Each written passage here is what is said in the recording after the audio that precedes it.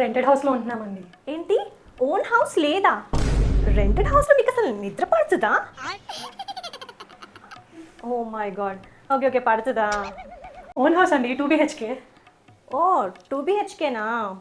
3 BHK తీసుకోవాల్సింది. ఈ రోజుల్లో 2 BHK ఎవరు తీసుకుంటున్నారు అసలు? ఆగిపెట్టేలాగా ఉంటున్నాయి. 3 BHK తీసుకున్నామండి. 3 BHK కొన్నారా? అయినా మీకు 2 పిల్లలు ఉన్నారు కదండి, వాళ్ళ పెళ్ళిళ్ళు అయిపోయాక చెరో హౌస్ ఇవ్వాలి కదా. ఒక ఇల్లు ఉంటే ఏం సరిపోతుంది, మినిమం 2 అన్నా ఉండాలి. 2 పిల్లలకి చెరో ఫ్లాట్స్ తీసుకున్నామండి. 2 ఇల్లు కొన్నారా?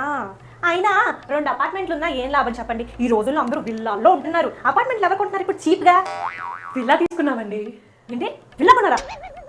అయినా విల్లాల్లో ఏముంటామండి, ఆ కమ్యూనిటీలు, ఆ పర్మిషన్లు అన్ని తలనొప్పి పనులు. చక్కగా ఇండివిజువల్ హౌస్ అయితే మనకంటూ అంత సొంతంగా ఉంటుంది. ఆ నీళ్ళు కట్టిన కమ్యూనిటీలో మనం ఉండేదేంటి చీప్గా.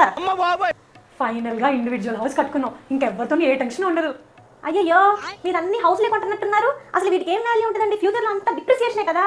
అంత లాస్ ఇన్వెస్ట్మెంట్ చేశారండి. ల్యాండ్స్ మీద ఇన్వెస్ట్ చేస్తుంటే బాగుండేది.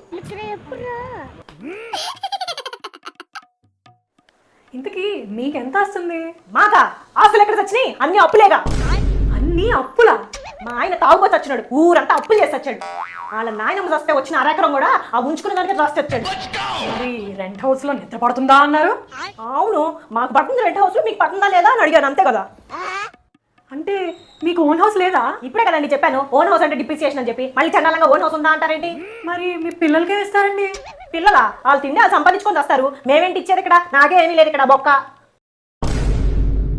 ఈవిడింట్లో ఇన్ని బొక్కలు పెట్టుకొని నా ఇల్లు గురించి మాట్లాడడానికి వచ్చింది పెద్ద పోటుకెత్తలాగా. విజయవాడలో ఉన్న వాళ్ళకి ఎవరికైనా టైలరింగ్ మీద ఇంట్రెస్ట్ ఉంటే లక్ష్మీ టైలరింగ్ క్లాస్కి కాంటాక్ట్ అవ్వండి. ఫన్ అంటే మన బ్రాండే. Please like, share and subscribe to Fun channel.